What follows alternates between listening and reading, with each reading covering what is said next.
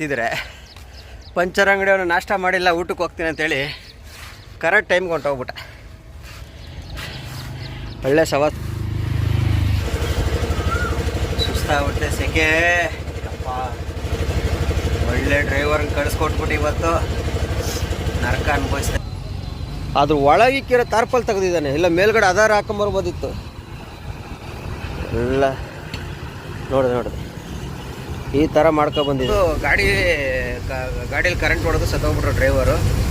Current ಕಂಬ wire ಇರ್ತಾವಲ್ಲ ಅಲ್ಲಿ, ಅದನ್ನು ನಾನು ಎತ್ತಿ ಸೈಡ್ಗೆ ಹಾಕಿ ಆಂಬುಲೆನ್ಸ್ಗೆಲ್ಲ ಫೋನ್ ಮಾಡಿ ಪೊಲೀಸರಿಗೆಲ್ಲ ಫೋನ್ ಮಾಡಿ ಹೇಳಿದ ಬಗ್ಗೆ ಯಾವುದೇ ಥರದ ಅನ್ಯಾಯ ಆಗದೆ ತಕ್ಕ ಫಲ ಸಿಗಲಿ ಅಂತ. ಯಾಕಂದರೆ ಕೆಲವು ಓನರ್ಗಳು ಇದು ಮಾಡೋ. ಇಲ್ಲಿ ಅರ್ಜುನ್ದು ಗಾಡಿನೇ ಇದೆ ನೋಡಿ, ಇಲ್ಲಿದೆ ನೋಡಿ, ಕಾಣ್ತಿದೆಯಾ ನೋಡಿ.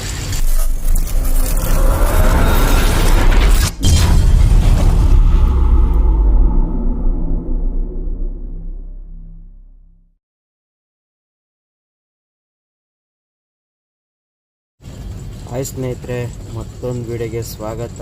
ಇವಾಗ ಎಲ್ಲಿದ್ದೀನಪ್ಪ ಅಂದರೆ ಕಾಸರಗೋಡು ಖಾಲಿ ಮಾಡ್ಕೊಂಡು, ಅಂದರೆ ಇದು ಉದ್ಮ ಖಾಲಿ ಮಾಡ್ಕೊಂಡು ಮಂಗಳೂರು ಕಡೆ ಹೋಗ್ತಾ ಇದ್ದೀನಿ ನೋಡಿ. ಹೋಗ್ತಾ ದಾರಿಯಲ್ಲಿ ಒಂದು ಘಾಟ್ ಸೆಕ್ಷನ್ನು 4 ಲೈನ್ ಮಾಡ್ತಾವ್ರೆ.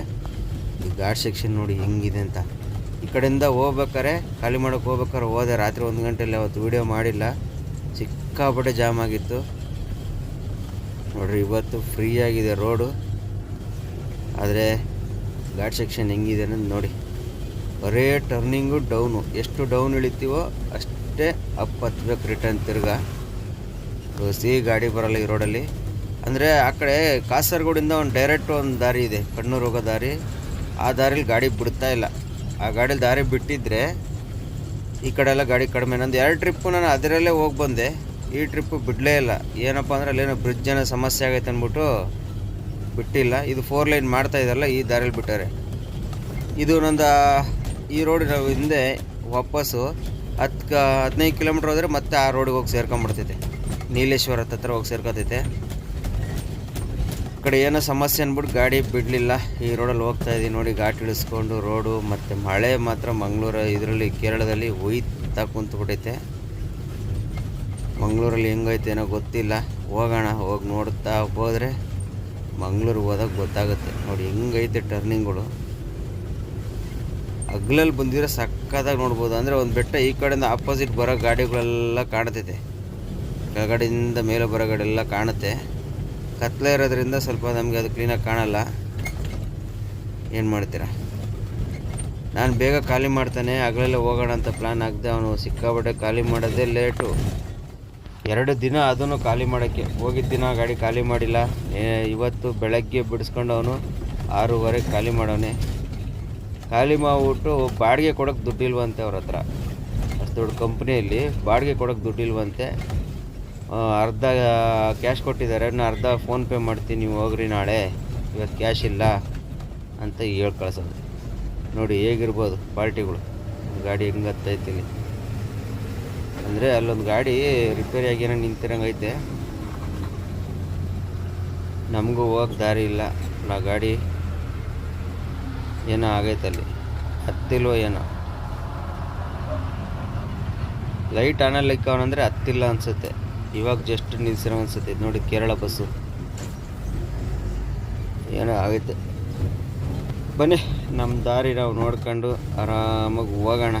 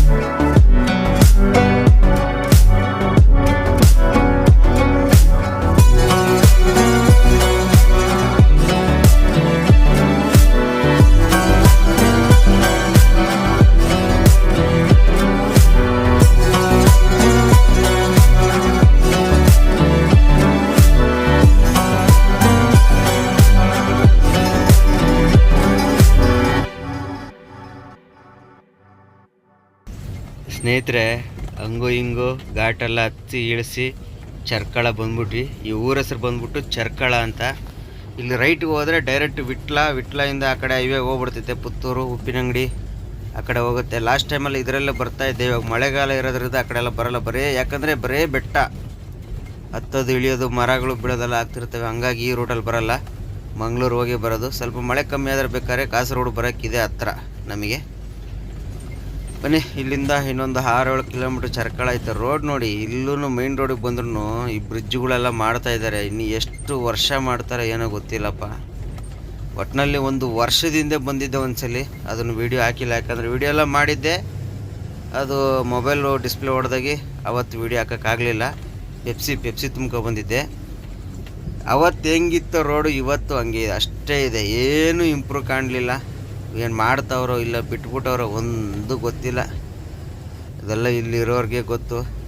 ಅದೇನು ರೋಡ್ ಮಾಡ್ತಾರೋ ಏನು ಕತೆನೋ ಒಂದು ನೋಡಬೇಕು. ಇದರಲ್ಲಿ ಮಾತ್ರ ಇಕ್ಕಟ್ಟು ಜಾಗ ಇವೆಲ್ಲ ನೋಡಿ ಹೆಂಗೈತೆ. ಒಂದು ಗಾಡಿ ಪಾಸಾಗ ಇನ್ನು ಮುಂದೆ ಭಾರಿ ಶಾರ್ಪಾಗಿರ್ತೈತೆ. ಬನ್ನಿ, ಈಗ ನಾವು ಬಂದ್ವಿ, ಆರಾಮಾಗಿ ಹೋಗೋಣ. ಬಾರ್ಡ್ರಲ್ಲಿ ಹೋಗ್ಬಿಟ್ಟು ಸ್ವಲ್ಪ ಏನೋ ತಿನ್ಕೊಂಡು ಹೋಗೋಣ. ದಿ ನೆಕ್ಸ್ಟ್ ಡೇ ಸ್ನೇಹಿತರೆ, ನಮ್ಮ ಅಂಬಾರಿ ಲೋಡಿಗೆ ಕಳಿಸ್ತಾ ಇದ್ದೀನಿ. ಬಿಸಿಲು ಸಿಕ್ಕಾಪಟ್ಟೆ ಇದೆ. ನಮ್ಮ ಅಂಬಾರಿ ಲೋಡ್ಗೆ ಹೋಯ್ತು. ಸದ್ಯಕ್ಕೆ ಇವಾಗ ಗಾಡಿಗಳು ನೋಡಿ ಎಷ್ಟವೆ, ಲೋಡ್ಗಳೇ ಇಲ್ಲ, ಎಲ್ಲಿಗೂ ಲೋಡಿಲ್ಲ. ಆದರೆ ನಮ್ಮದು ಇವತ್ತು ಬೇರೆ ಕಡೆ ಲೋಡ್ ಆಗಿದೆ. ಯಾವ ಕಡೆಯಪ್ಪ ಅಂದರೆ ರಾಯಚೂರಿಗೆ.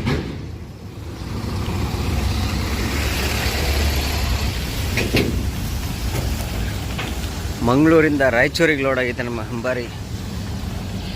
ಎಲ್ಲಿಗೂ ಲೋಡ್ ಇಲ್ದೇನೆ, ಏನಪ್ಪ ಕಾಣೋದೇ ಇಲ್ಲ, ಬಿಸಿಲು ಹಂಗೈತೆ. ಎಲ್ಲಿಗೂ ಲೋಡ್ ಇಲ್ದೇನೆ ರಾಯಚೂರಿಗೆ ಲೋಡ್ ಮಾಡಿಸಿದ್ದೀನಿ. ಹೊಸಪೇಟೆ ಕಡೆ ಲೋಡೇ ಇಲ್ಲ, ಪರವಾಗಿಲ್ಲ. ನೋಡೋಣ, ರಾಯಚೂರಿಗೆ ಹೋಗಿ ಅಲ್ಲಿಂದ ಅಕ್ಕಿ ತುಂಬ್ಕೊಂಬರೋದಾಗುತ್ತೆ. ನಮಗೇನು ಎಲ್ಲೋದ್ರೂ ಲೋಡ್ ಆಗುತ್ತೆ. ಹಾಗಾಗಿ ರಾಯಚೂರಿಗೆ ಕಳಿಸಿದ್ದೀನಿ. ಹೋಗಲಿ. ನಿನ್ನೆ ಕಾಸರಗೋಡು ಮೊನ್ನೆ ಖಾಲಿ ಆಗಿಲ್ಲ, ನಿನ್ನೆ ಖಾಲಿ ಆಗೋಷ್ಟೊತ್ತಿಗೆ 6 ಗಂಟೆ ಆಯಿತು. ಖಾಲಿ ಮಾಡ್ಕೊಂಡು ನೈಟ್ ಬಂದಿಲ್ಲ, ಆಲ್ಟ್ ಆಗಿದ್ವಿ. ನೈಟ್ ಬಂದಿಲ್ಲ, ಆಲ್ಟ್ ಆಗಿದ್ದೆ. ಈಗ ಬೆಳಗ್ಗೆನೇ ಕಳಿಸ್ತಿದ್ದೀನಿ. Load time 8:30. ಏನು ಕಾಣ್ತಾನೆ ಇಲ್ಲ, ಹೋಗಪ್ಪ. ನಾವು ಅಷ್ಟೇ, ಕಲರ್ ಮಾತ್ರ ಹಂಗೆ ಇದ್ದೀವಿ, ಇನ್ನೆಲ್ಲಿಂದ ಕಾಣ್ತೇವೆ ಅಲ್ವಾ? ಬಿಸಿಲು ಹೊಡೆದ್ರೆ ಸಹ ಕಾಣಲ್ಲ ಅಂತೈತಿ. ಸದ್ಯಕ್ಕೆ ಅಲ್ಲಿ ಹೋಗೋಣ, ಒಂದು ಟೀ ಕುಡ್ಕೊಂಡು ನಾಷ್ಟ ತಿನ್ಕೊಂಡು ಆರಾಮಾಗಿರೋಣ. ಗಾಡಿ ಬರೋದು ಒಂದು 11-12 ಗಂಟೆ ಆಗುತ್ತೆ. ಎಷ್ಟು ಬೇಗ ಬರುತ್ತಾ ಅಂದರೆ ಬೇಗ ಬರುತ್ತೆ ಗಾಡಿ. ಏನಕ್ಕಪ್ಪ ಅಂದರೆ ಒಳಗಡೆ ಗಾಡಿ ಇಲ್ಲ, ಲೋಡ್ಗಳು ಇಲ್ವಲ್ಲ. ಯಾವುದೋ ಕೆಲವಷ್ಟು ಲೋಡ್ ಮಾತ್ರ ಹೋಗ್ತಿರೋದು. ಎಲ್ಲ ಗಾಡಿಗಳು ಇಲ್ಲೇ ನಿಂತವೆ, ಎಲ್ಲ ಗಾಡಿಗಳು ಇಲ್ಲೇ ನಿಂತವೆ. ನಮ್ಮಲ್ಲಿ ದುರ್ಗಾ ಆಫೀಸ್ತವನು ಬೇಜನ್ ಗಾಡಿ ನಿಂತಿದ್ವು. ನಮಗೆ ಏನೋ ರಾಯಚೂರು ಇದ್ದಿದ್ದಕ್ಕೆ ರೈಟ್ ಅಂದ್ವಿ. ನಮ್ದೇನು ಎಲ್ಲ ಕಡೆ ಹೋಗ್ತಾ ಇರ್ತೀವಿ ನಾವು. ಅಲ್ಲಿಗೆ ಬೇಡ ಇಲ್ಲಿಗೆ ಬೇಡನಲ್ಲ. ಅಲ್ಲಿ ನಮಗೆ ಹೋಗೋ ಕಡೆ ಲೋಡಿಂಗ್ ಪಾಯಿಂಟ್ ಇರಬೇಕು. ಲೋಡಿಂಗ್ ಪಾಯಿಂಟ್ ಇದ್ದರೆ ರೈಟ್. ರಾಯಚೂರು ನಮಗೆ ಲೋಡಿಂಗ್ ಪಾಯಿಂಟು, ಅಕ್ಕಿ ಲೋಡ್ ಆಗುತ್ತೆ ಅನ್ನೋ ಉದ್ದೇಶಕ್ಕೆ ರೈಟ್ ಅಂತಿದ್ವಿ. ಬರ್ರಿ, ಸದ್ಯಕ್ಕೆ ಹೋಗಿ ಟೀ ಕುಡಿದು ರೆಡಿ ಆಗೋಣ. ಅಣ್ಣ ಎಂಥ ಟೈಟಲ್ ಹಾಕಿದ ನೋಡ್ರಿ. ಲವ್ ಮಾಡು ಏನು ಮಾಡ್ತೀಯ, ದುಡ್ಡು ಮಾಡು ದುನಿಯಾ ಆಳ್ತೀಯ. ಸಾಕದು ನೋಡ್ದ. ಲವ್ ಮಾಡಿ ಏನು ಮಾಡ್ತೀಯ, ದುಡ್ಡು ಮಾಡು ದುನಿಯಾ ಆಳ್ತೀಯ. ಸಾಕದ ಹಾಕಿದ್ದಾನೆ ಬಿಜಾಪುರದ ಗಾಡಿಯವರು. ಸಾಕದ ಟೈಟಲ್ ಹಾಕಿದ್ದಾರೆ. ಸ್ನೇಹಿತರೆ, ನಮ್ಮ ಅಂಬಾರಿ ಲೋಡಾಗಿ ಬಂದೈತೆ. ಮತ್ತು ಒಳ್ಳೆ ಡ್ರೈವರ್ ಕಳಿಸಿದೀವಿ ಅಂದರೆ, ಎಂಥ ಡ್ರೈವರ್ ಕಳಿಸಿದೀವಿ ಅಂದರೆ ತಲ್ಲೇ ಕೆಟ್ಟೋಗ್ಬಿಡೈತೆ ನೋಡಿ. ಸಕ್ಕರೆಗೆ ಹಾಕೋ ತಾರ್ಪಲ್ ಹಾಕೋ ಬಂದಿದ್ದಾರೆ. ಇದು ಸಕ್ಕರೆಗೆ ಹಾಕೋ ತಾರ್ಪಲ್, ರೆಕ್ಸಿನ್ ತಾರ್ಪಲ್, ಹೊಸ ತಾರ್ಪಲ್ ಹಾಕೋ ಬಂದಿದ್ದಾರೆ. ಅರ್ಧೋಗಿರೋದ ಹೇಳಿದ್ದೀನಿ ತಾರ್ಪಲ್ ಹಾಕೊಂಬ್ರೆ ಅಂದರೆ ನೋಡಿ. ಇಲ್ಲಿ ಇದನ್ನೇನಾರು ಸಕ್ಕರೆಗೆ ಹಾಕಿರೋ ಸಕ್ಕರೆ ಲೋಡ್ ಮಾಡ್ತಾರ ನೋಡ್ರಿ ಹೆಂಗಾಗವೆ. ಕೋಕ್ ಇದು ಹಕ್ಕಿಗೆ ಹಾಕೋ ತಾರ್ಪಲ್ ಹಾಕೋ ಬಂದಿದ್ದಾರೆ. ದೊಡ್ಡ ಬೇಜಾರನ ಭಾಳ ಬೇಜಾರು. ಎಷ್ಟು ಹೇಳಿ ಕಳಿಸಿದ್ದೀನಿ ಕ್ಲಿಯರಾಗಿ, ಆ ಥರ ಹಾಕೋ ಬಂದಿದ್ದಾರೆ. ಎಲ್ಲ ಕಡೆ ಗಲೀಜು ಮಾಡ್ಕೊಂಡು ಈ ಥರ ಮಾಡ್ಕೊಬಂದರೆ ಭಾಳ ಬೇಜಾರಾಗ್ಬಿಡ್ತೇವೆ. ಅದನ್ನು ತೊಳಸ್ಬೇಕಲ್ಲಿ, ಹೆಂಗೆ ತೊಳಸೋದು ಅನ್ನೋದು ಗೊತ್ತಾಗ್ತಿಲ್ಲ. ಇಲ್ಲಿ ನೋಡಿ, ನೋಡಿದ್ರೆ ಇಲ್ಲಿ ಹೆಂಗೆ ತೊಳಸೋದು ಅನ್ನೋದೇ ಗೊತ್ತಾಗ್ತಿಲ್ಲ. ಇದನ್ನು ಎಲ್ಲ ಪೂರ್ತಿ ಗಲೀಜು ಮಾಡ್ಕೊಂಡು ಕಡೆ ನೋಡಿ, ನೋಡಿ ನೋಡಿದ್ರ ಏನು ಮಾಡೋದೇ ಗೊತ್ತಾಗ್ತಿಲ್ಲ ಅವಲ್ಲ. ಇನ್ನು ಮೇಲ್ಗಡೆ ಬೇರೆ ಸಿಕ್ಕಾಪಟ್ಟೆ ಚೆಲ್ಲಿರೋ ಆಗಿದೆ ಮೇಲೆ ಏನೋ. ಇಲ್ಲಿ ನೋಡಿ ಸ್ನೇಹಿತರೆ, ಯಾವ ಥರ ಮಾಡ್ಕೊಬಂದಿದ್ದಾನೆ ತಾರ್ಪಾಲ, ಹೊಸ ತಾರ್ಪಾಲು, ಸಕ್ಕರೆಗೆ ಹಾಕೋ ತಾರ್ಪಾಲು ನೋಡಿ. ಏನೇನು ಜನ ಅಂದರೆ ಎಷ್ಟು ಹಸಿ ಬೇಜಾರಾಗ್ತಿಲ್ಲ. ಇದನ್ನು ಕ್ಲೀನ್ ಮಾಡೋದು ಹೆಂಗೆ ಅನ್ನೋದೇ ಗೊತ್ತಾಗ್ತಿಲ್ಲ. ಏನು ಈ ಥರ ಮಾಡ್ಕೊಂಬರೋದ? ನಾನು ಹೇಳಿದ್ದೀನಿ ಈ ತಾರ್ಪಾಲ್ ಹಾಕೊಂಬ ಅಂತೇಳಿ, ಅದ್ರ ಒಳಗಿಕ್ಕಿರೋ ತಾರ್ಪಾಲ್ ತೆಗೆದಿದ್ದಾನೆ. ಇಲ್ಲ ಮೇಲ್ಗಡೆ ಆಧಾರ ಹಾಕೊಂಬರ್ಬೋದಿತ್ತು. ಎಲ್ಲ ನೋಡಿದೆ ಈ ಥರ ಮಾಡ್ಕೊಬಂದಿದ್ದಾನೆ. ಎಷ್ಟು ಬೇಜಾರಾಗುತ್ತಂದರೆ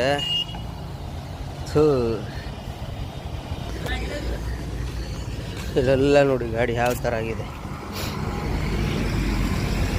ಹೊಸಿ ಬೇಜಾರಾಗ್ತಿಲ್ಲ ನಮಗೆ ಗಾಡಿ ನೋಡಿದ್ರೆ.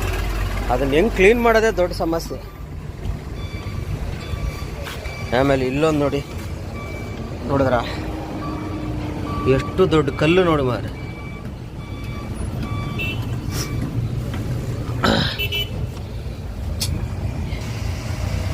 ಇದನ್ನು ಹೇಗೆ ತೆಗಿಯೋದು ಗೊತ್ತಾಗ್ತಿಲ್ಲ. ಕಲ್ಲು ಹತ್ತಿ ಹಂಗೆ ಓಡಿಸ್ಕೊಂಡು ಬಂದಾರೆ. ಇದು ಇವಾಗೆಲ್ಲ ಇದಾಗಿರೋದು ಅಷ್ಟೇ. ಒಳಗಡೆ ಕಲ್ಲು ನೋಡಿಲ್ಲ, ಏನು ನೋಡಿಲ್ಲ. ಅದು ಟಯರ್ ಹೊಡೆದೋಗಿದ್ರೆ ಏನು ಸಮಸ್ಯೆ ಆಗೋದಳಿ. ಯಾವ ಹೊಸ ಡ್ರೈವರ್ ಕಳಿಸಿ ಈ ಥರ ಮಾಡಿಬಿಟ್ರಿ ಇವತ್ತಂದ್ರೆ ಹೊಸಿ ಬೇಜಾರಾಗ್ತಿಲ್ಲ.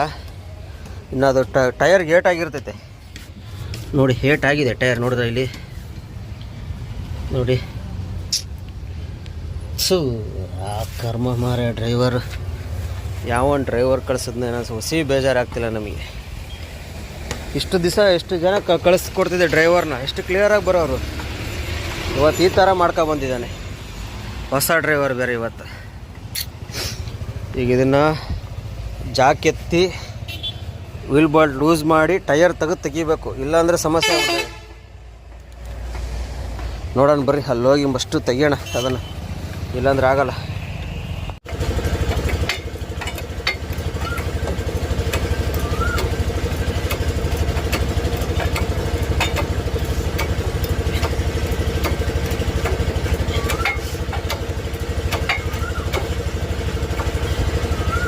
ಸುಸ್ತಾಗ್ಬಿಟ್ಟೆ, ಸೆಕೆ ಅಪ್ಪ.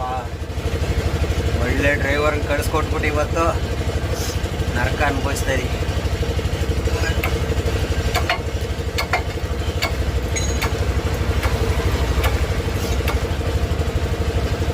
ಖಾಲಿ ಗಾಡಿ ಅಂದ್ರೆ ಹಂಗೆ ತೆಗಿಬೋದು, ಲೋಡ್ ಗಾಡಿಯಲ್ಲಿ ಹಂಗೆ ತೆಗಿಯೋಕ್ಕಾಗಲ್ಲ ಕಲ್ಲು. ಯಾಕಂದರೆ ವೀಲ್ ಬೋಲ್ಟ್ ಎಲ್ಲ ಲೂಸ್ ಮಾಡಿದಾಗ ಟೈರ್ ಕಿತ್ಕೊಂಡು ಬಂದ್ಬಿಡ್ತದೆ. ಸ್ವಲ್ಪ ಕಂಪಲ್ಸರಿ ಒಂದಿಷ್ಟು ಕಾರ್ ಎತ್ತಬೇಕು. ಎತ್ತೋಣ, ಸ್ವಲ್ಪ ಎತ್ತರೆ ಸರಿ ಹೋಗುತ್ತೆ.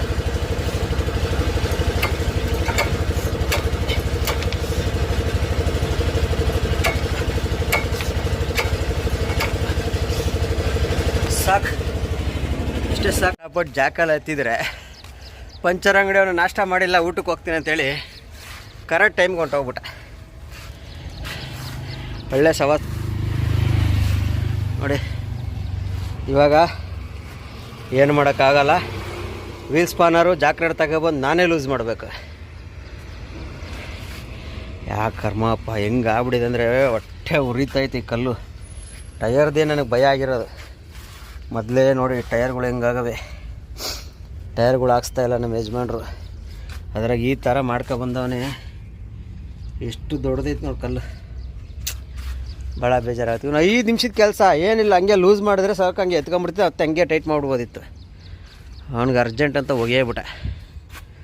ಅವನು ಎಷ್ಟೊತ್ತು ಬರ್ತಾನೋ, ಬರಲಿ ನೋಡೋಣ.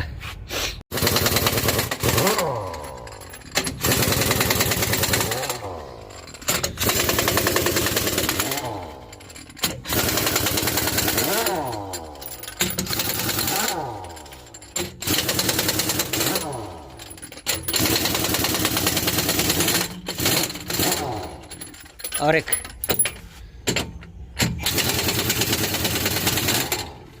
नहीं नहीं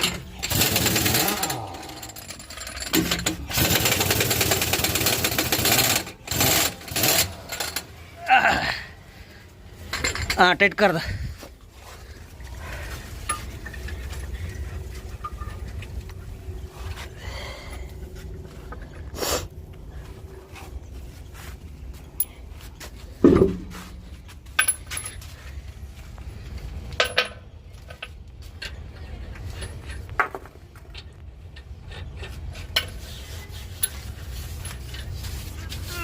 टायर को कुछ नहीं हुआ, टायर को कुछ नहीं हुआ।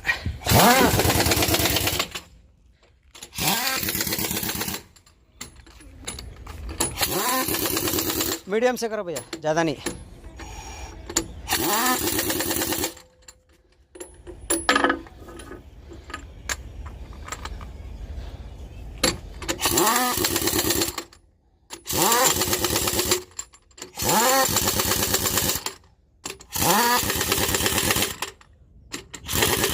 ಸ್ನೇಹಿತರೆ, ಇವಾಗ ಎಲ್ಲಿದ್ದೀವಪ್ಪ ಅಂದರೆ 1 ಅವರ್ ಹತ್ತತ್ರ ಇದ್ದೀನಿ.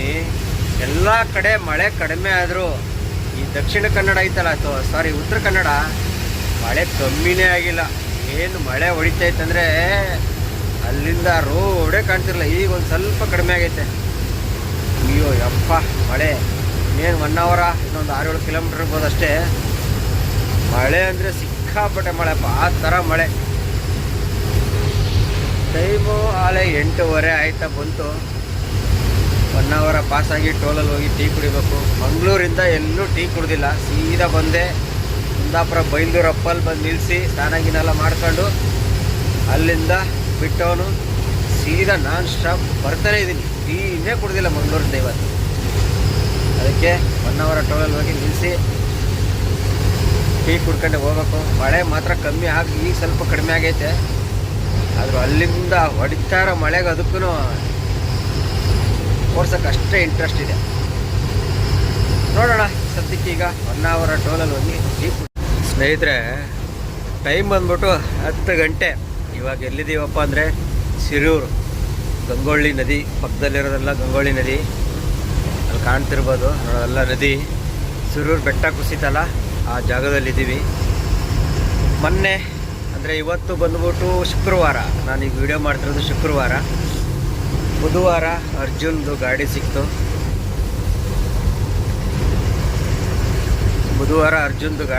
ತೆಗೆದಿದ್ದಾರೆ. ಅರ್ಜುನ್ ಬಾಡಿನೂ ಸಿಕ್ತು, ತೆಗೆದಿದ್ದಾರೆ. ಇದೇ ಜಾಗದಲ್ಲಿ ನೋಡಿ, ಪ್ರತಿ ಒಂದು 4-5 ಟ್ರಿಪ್ ಆಗ್ಬಿಡ್ತು. ಬರೇ ನೈಟಲ್ಲೇ ಬರ್ತಾಯಿದ್ದೀನಿ. ಡೇಯಲ್ಲಿ ಬರೋಕ್ಕೆ ಆಗ್ತಾನೇ ಇಲ್ಲ ನನಗೆ.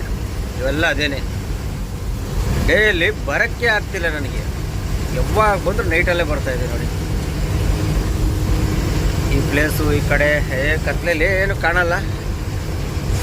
ಇಲ್ಲಿ ಮಾತ್ರ ಸ್ವಲ್ಪ ಬ್ಯಾರಿಗೇಟ್ ಇಕ್ಕಿರೋದ್ರಿಂದ ಸ್ವಲ್ಪ ಕಾಣುತ್ತೆ.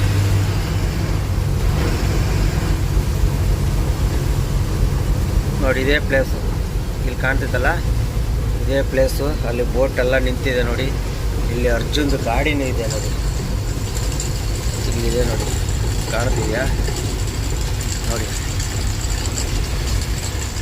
ನೋಡಿದ್ರೆ ಅರ್ಜುನ್ದು ಗಾಡಿ,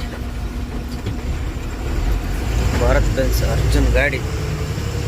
ಎಲ್ಲ ಬ್ಯಾರಿಗೇಟ್ ಎಲ್ಲ ಹಾಕ್ಕೊಂಡಿದ್ದಾರೆ.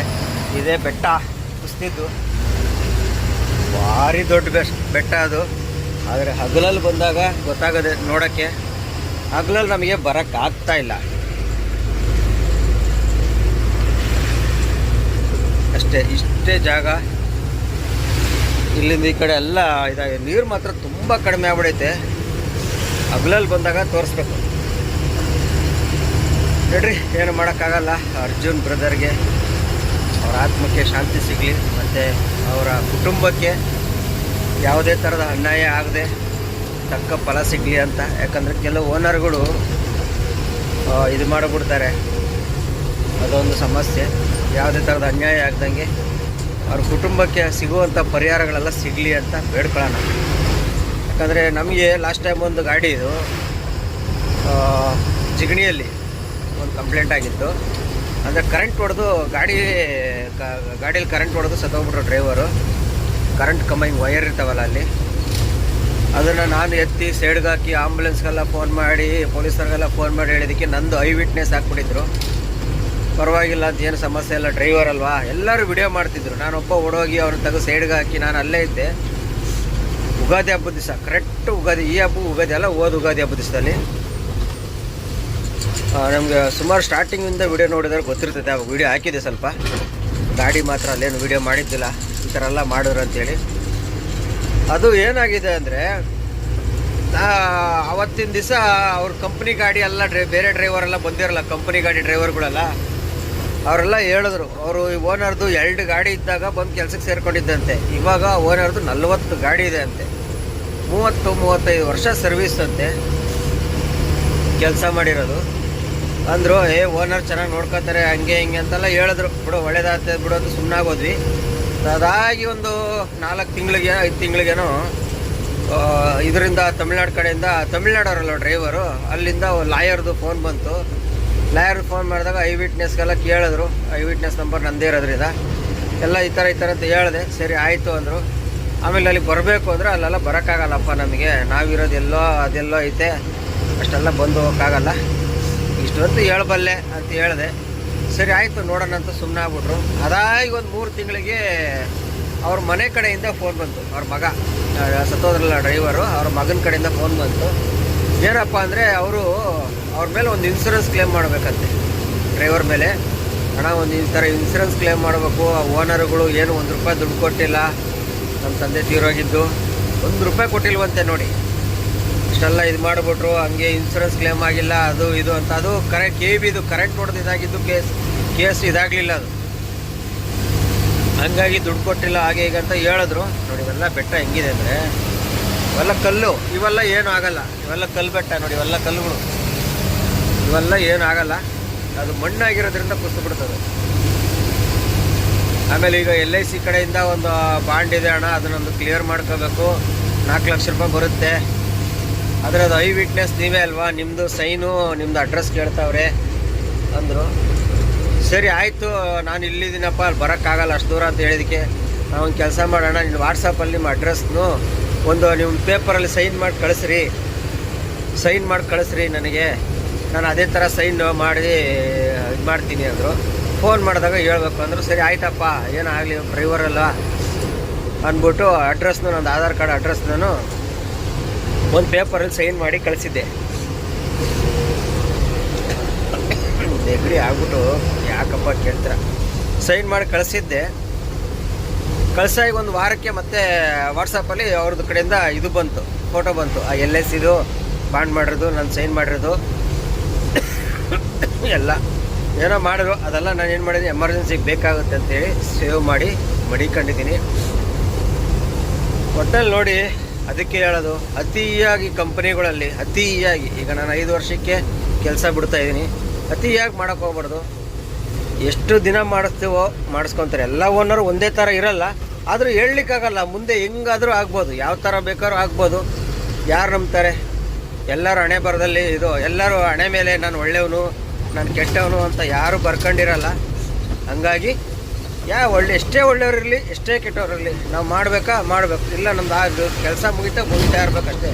ನಮ್ದು ಅದಕ್ಕೆ 5 ವರ್ಷ ಸರ್ವಿಸ್ ಮುಗೀತು, ರಾಜೀನಾಮೆ ಲೆಟ್ರ್ ಕೊಟ್ಟಿದ್ದೀವಿ. ದೀಪಾವಳಿಗೆ ಪೂಜೆ ಮಾಡಿ ಸುಮಾರು ಜನ ಕೇಳ್ತಿದ್ರು, ಅಣ್ಣ ನೀವು ಹೊಸ ಗಾಡಿ ಪ್ಲ್ಯಾನ್ ಏನಾಯಿತು ಅಂತ. ಹೊಸ ಗಾಡಿ ಪ್ಲ್ಯಾನು ಕ್ಯಾನ್ಸಲ್ ಆಯಿತು. ಕಾರಣ, ನಾನು ಒಂದೊಂದು ತಿಂಗಳಲ್ಲೇ ಗಾಡಿ ಇಳಿತಾ ಇರೋದ್ರ, ಕಂಪ್ನಿನೇ ಕೆಲಸ ಬಿಡೋದ್ರಿಂದ. ಈಗ ನೀವು 1 ತಿಂಗಳು ಅದನ್ನು ಓಡಿಸ್ಬಿಟ್ಟು ಮತ್ತೆ ಡ್ರೈವರ್ ಸಿಗಲಿಲ್ಲ ಅಂದರೆ ಸಮಸ್ಯೆ ಆಗುತ್ತೆ. ಇವಾಗ ಡ್ರೈವರ್ ಯಾರಾದರೂ ಸರಿ ಡ್ರೈವರ್ ಇದ್ದರೆ ಕಳಿಸ್ಕೊಡಿ ಹೋಗಲಿ. ಹೆಂಗಿದ್ರು ನಾನು ಅದಕ್ಕೋದ್ರೂ ಅಷ್ಟೇ, ಇದ್ರು ಅಷ್ಟೇ, 1 ತಿಂಗಳು ಕಂಪ್ನಿಯಿಂದ ಇಳಿತೀನಿ ಅಂತ ಹೇಳಿದ್ಮೇಲೆ ಸರಿ ಅಂತ ಆ ಗಾಡಿಗೆ ಡ್ರೈವರ್ ಕಳಿಸಿದ್ದಾರೆ. ಆಲ್ರೆಡಿ ಗುಜರಾತ್ ಹೋಗಿ ಬರ್ತಾಯಿದ್ದೆ, ವಾಪಸ್ ರಿಟರ್ನ್ ಬೆಂಗಳೂರು ಕಡೆ ಬರ್ತಾಯಿದ್ದೆ ಹೊಸ ಗಾಡಿ. ಹಾಗಾಗಿ ನಮಗೆ ಇದಾಯಿತು. ಅದೇ ಕಾರಣದಿಂದ ಯಾವುದೇ ಕಂಪ್ನಿಯಲ್ಲಾಗಲಿ 4-5 ವರ್ಷದ ಮೇಲೆ ಮಾಡೋಕ್ಕೆ ಹೋಗಬಾರ್ದು, ನನ್ನ ಒಪಿನಿಯನು. ಕೆಲವೊಬ್ರು ಮಾಡ್ಬೋದು, ಏನೋ ಯಾವ ಟೈಮಲ್ಲಿ ಹೆಂಗಾಗುತ್ತೋ ಗೊತ್ತಿಲ್ಲ. ಹಂಗೆಂತ ಎಲ್ಲರೂ ಓನರ್ ಕೆಟ್ಟವರಿರಲ್ಲ. ಈಗ ಎಕ್ಸಾಂಪಲ್, ಈಗ ನಮ್ಮ ತಂದೆ ತಗೊಂಡ್ರೆ, ನಮ್ಮ ತಂದೆನೋ ಇದ್ರ ಕಂಪ್ನಿಯಲ್ಲಿ ಕೇಶವ ಕಂಪ್ನಿಯಲ್ಲಿ ಹೆಚ್ಚು ಕಮ್ಮಿ ಒಂದು 30-35 ವರ್ಷ ಕೆಲಸ ಮಾಡಿದರು. ಕೇಶವ ಅಂದರೆ ಅದೊಂದು ಏಜೆನ್ಸಿ. ಅದು ಪಾರ್ಲೇಜಿ ಬಿಸ್ಕೆಟು, ಬ್ರಿಟಾನಿಯಾ, ಮತ್ತು ಬ್ರಿಟಾನಿಯಾ ಇಲ್ಲ ಪಾರ್ಲೇಜಿದು, ಮತ್ತು ಹಿಂದೂಸ್ತಾನ್ ಲಿಪ್ಟನ್ ಟೀ ಬರುತ್ತಲ್ಲ, ಟೀ ಪುಡಿ, 3 ರೋಸಸ್ಸು, ಬ್ರುಕ್ ಬ್ಯಾಂಡು, ಅದರದ್ದೆಲ್ಲ ಏಜೆನ್ಸಿ ಡೀಲರ್ಗಳವರು, ಇಡೀ ಕರ್ನಾಟಕಕ್ಕೆ ಡೀಲರ್ಗಳವರು. ಅವ್ರ ಕಂಪ್ನಿಯಲ್ಲಿ ಹೆಚ್ಚು ಕಮ್ಮಿ 30-35 ವರ್ಷ ಕೆಲಸ ಮಾಡಿದರು. ಅವರು ಓಡಿಸಿದ ಗಾಡಿ ಅವ್ರಿಗೆ ಫ್ರೀಯಾಗಿ ಕೊಟ್ಟರು ನಮ್ಮ ತಂದೆಗೆ. ಅವ್ರ ಕಂಪ್ನಿಯಲ್ಲಿ ವಯಸ್ಸಾದಾದ್ಮೇಲೆ ತಗೊಂಡು ಅವ್ರು ಓಡಿಸಿದ ಗಾಡಿನ ನಮ್ಮ ತಂದೆಗೆ ಫ್ರೀಯಾಗೆ ಕೊಟ್ಟಿದ್ದರು. ನಾವು ಅದೇ ಗಾಡಿಯಲ್ಲಿ ಕ್ಲೀನರೆಲ್ಲ ಆಗಿದ್ವಿ. ಆ ಗಾಡಿ ಫ್ರೀಯಾಗಿ ಕೊಟ್ಟಿದ್ದರು. ಈ ಥರ ಓನರ್ಗಳು ಇರ್ತಾರೆ. ಕೆಲವೊಬ್ರು ಈ ಥರ ಓನರ್ಗಳು, ಉಲ್ಟಾ ಓನರ್ಗಳು ಇರ್ತಾರೆ. ಹೆಂಗಿರ್ತಾರೆ, ಯಾಕೆ ಬೇಕು? ನಮ್ಮ ಸರ್ವಿಸ್ ಮುಗಿದ್ಮೇಲೆ ಸುಮ್ಮನೆ ಆಗ್ಬಿಟ್ಟು ನಾವು ಬಂದುಬಿಡ್ಬೇಕು. ಮುಂದೆ ಏನೇನಾಗುತ್ತೆ ಅಂತ ಗೊತ್ತಾಗಲ್ಲ. ಹಣೆ ಬರ ಕೊನೆ ಯಾರು, ಹಣೆ ಬರದಲ್ಲಿ ಏನೇನು ಬರ್ದಿರುತ್ತೆ ಅಂತ ಯಾರಿಗೂ ಗೊತ್ತಿಲ್ಲ. ಹಂಗಾಗಿ ನಾನು 5 ವರ್ಷಕ್ಕೆ ಕೆಲಸ ಬಿಡ್ತೀನಿ ಅಂತ ಹೇಳಿದ್ದೀನಿ. ಎಲ್ಲ ಓಕೆ ಆಗಿದೆ. ದೀಪಾವಳಿ ಪೂಜೆ ಮಾಡಿಸ್ಬಿಟ್ಟು ಬರ್ತಾ ಇರೋದೆ. ತದನಂತರ ಯಾವ ಗಾಡಿ ಏನು ಎತ್ತ ಅಂತ ಸದ್ಯಕ್ಕೆ ಯೋಚನೆ ಇನ್ನೂ ಮಾಡಿಲ್ಲ. ನೋಡೋಣ, ಯಾವ್ದಾರ ಗಾಡಿ ನಮಗೇನು ಯಾವ್ದಾರ ಗಾಡಿ ಸಿಗುತ್ತೆ ಕೇಳಿದ್ರೆ. ಸದ್ಯಕ್ಕೆ ಯಾರನ್ನೂ ವಿಚಾರಿಸಿಲ್ಲ ಗಾಡಿ ಬಗ್ಗೆ. ಯಾರು ಗಾಡಿ ಇದ್ದರೆ ಹೇಳಿ, ಏನು ಎತ್ತ ಅಂತ ಯಾರನ್ನೂ ವಿಚಾರಿಸಿಲ್ಲ. ಹಬ್ಬ ಮುಗಿದಾದ್ಮೇಲೆ ಅವೆಲ್ಲ ನೋಡಬೇಕು. ಅನ್ಯಾಯವಾಗಿ ಪಾಪ ಆ ಡ್ರೈವರ್ದು ಸಮಸ್ಯೆ ಆಗ್ಬಿಡ್ತವೆ. ಹಿಂಗಾಗಿ ನನಗೆ ಭಾಳ ಬೇಜಾರಾಯಿತು. ಪಾಪ ಅವರು ಮನೇಲಿ ಅವ್ರ ಮಗ ಫೋನ್ ಮಾಡಿ ಪಕ್ಕದಲ್ಲಿ ಅವ್ರ ಹೆಂಗಸ್ರನ್ನೆಲ್ಲ ಅಳ್ತಾ ಇದ್ರು. ಹಿಂಗೆ ಆಗೋಯ್ತು, ₹1 ಕಾಸು ಕೊಟ್ಟಿಲ್ಲ ಅಂದಾಗ ಹೊಸಿ ಬೇಜಾರಾಗಲಿಲ್ಲ. ಹೆಂಗೋ ಐ ವಿಟ್ನೆಸ್ ನಂದು ಆಗಿರೋದಕ್ಕೆ ಅದೇನೋ ಸೈನ್ ಗೀನೆಲ್ಲ ಮಾಡಿಕೊಟ್ಟೆ, ಹೋಯ್ತು. ಅದೇನೋ ಕ್ಲೇಮು ಆಯ್ತಂತೆ. 4 ಲಕ್ಷ 5 ಲಕ್ಷ ಕ್ಲೇಮ್ ಆಯಿತು ಅಂತಲೂ ಹಾಕಿದ್ರು ಅವರು. ಏನು ಮಾಡೋಕ್ಕಾಗಲ್ಲ. ಈಗ ಇದೇ ಅರ್ಜುನ್ ಇದರಲ್ಲೂ. ಅದಕ್ಕೆ ನಾವು ಹೇಳೋದು, ಏನಾಗುತ್ತೆ ಅನ್ನೋದು ಗೊತ್ತಿಲ್ಲ. ಅದು ಅವ್ರ ಓನರು, ಅವ್ರ ಮನೆಯವ್ರ ಫ್ಯಾಮಿಲಿಯವ್ರ ಮೇಲೆ ಡಿಪೆಂಟು. ಓನರ್ ಏನಾದರೂ ಸ್ವಲ್ಪ ಒಳ್ಳೆ ಮನಸ್ಸಿನವನಿದ್ದು ಏನಾದ್ರು ಅವ್ರ ಕೈಯಿಂದ ಕೊಡೋದು ಬೇಡ. ಓನರು ಯಾವುದೇ ಕಾರಣಕ್ಕೂ ಅವ್ರ ಕೈಯಿಂದ, ಯಾವ ಓನರೇ ಆಗಲಿ ಅವ್ರ ಕೈಯಿಂದ ಕೊಡೋ ಅವಶ್ಯಕತೆ ಇರಲ್ಲ. ಗಾಡಿ ಮೇಲೆ ಇನ್ಸೂರೆನ್ಸ್ ಇರುತ್ತೆ, ಈ ಥರ ಆಗೈತೆ ಅಂತೇಳಿ ಓನರ್ ಸ್ವಲ್ಪ ಫೈಟ್ ಮಾಡಿದ್ರೆ, ಇನ್ಸೂರೆನ್ಸ್ ಕಂಪ್ನಿಯ ಮೇಲೆ ಫೈಟ್ ಮಾಡಿದ್ರೆ, ಯಾಕಂದರೆ ಅವನು ಅರ್ಜುನಿಗೆ ಪಾಪ ಅವರೇಜು 25ರಿಂದ 30 ವರ್ಷದವನು ಅಷ್ಟೇ ಅರ್ಜುನ್ ಇರೋದು. ಇನ್ಸೂರೆನ್ಸ್ ಬಂದ್ಬಿಟ್ಟು ಏಜ್ ಮೇಲೆ ಕೊಡ್ತಾರೆ. ಈಗ ಒಂದು ಸ್ಪಾಟ್ ಆಗ್ಬಿಟ್ರೆ ಗಾಡಿಯಲ್ಲಿ ಅವ್ರ ಏಜ್ ಎಷ್ಟಾಗಿದೆ ಅದ್ರ ಮೇಲೆ. 30 ವರ್ಷ ಅಂದರೆ ಅವ್ನು ಇನ್ನೊಂದು 30 ವರ್ಷ ಬದುಕ್ಬೋದು, ಇಲ್ಲ ಇನ್ನೊಂದು 30 ವರ್ಷ ಕೆಲಸ ಮಾಡ್ಬೋದು. 30 ವರ್ಷ ಕೆಲಸದಲ್ಲಿ ಎಷ್ಟು ದುಡಿತಾನೆ ಅವನು, ಅದ್ರ ಮೇಲೆ 20-25 ಲಕ್ಷ 30 ಲಕ್ಷ ಅದೆಲ್ಲ ಲಾಯರ್ಗಳಿಗೆಲ್ಲ ಗೊತ್ತಿರ್ತೈತೆ. ಅದ್ರ ಮೇಲೆ ಕ್ಲೇಮ್ ಮಾಡ್ಬೋದು. ಆ ಥರ ಕ್ಲೇಮ್ ಮಾಡಿ ಕೊಟ್ಟರೆ ಪಾಪ ಅವ್ರ ಕುಟುಂಬಕ್ಕೂ ಒಳ್ಳೇದಾಗ್ಬೋದು. ನಾವು ದೇವರಲ್ಲಿ ಕೇಳ್ಕೊಳ್ಳೋಣ ಅಷ್ಟೇ. ನಾವು ಇನ್ನೇನು ಮಾಡೋಕ್ಕಂತೂ ಆಗಲ್ಲ. ನೋಡೋಣ. ಸದ್ಯಕ್ಕೆ ಇವಾಗ ನಾವು ಅಂಕೋಲಾದಲ್ಲಿ ಇದ್ದೀವಿ. ಇದು ಅಂಕೋಲಾದಲ್ಲಿ ಇದ್ದೀವಿ. ನೆಕ್ಸ್ಟು ಬಾಳೆಗುಳೆ ಕತ್ರಿಯಲ್ಲಿ ಹೋಗಿ ರೈಟ್ ಹೊಡ್ಕೊಂಡು ಹೋಯ್ತಾ ಇರೋಣ. ಇಲ್ಲಿ ಸ್ವಲ್ಪ ಮಳೆ ಕಡಿಮೆ ಆಗಿದೆ, ಬರ್ತಾ ಇದೆ, ಅದು ಸ್ವಲ್ಪ ಕಡಿಮೆ ಆಗಿದೆ.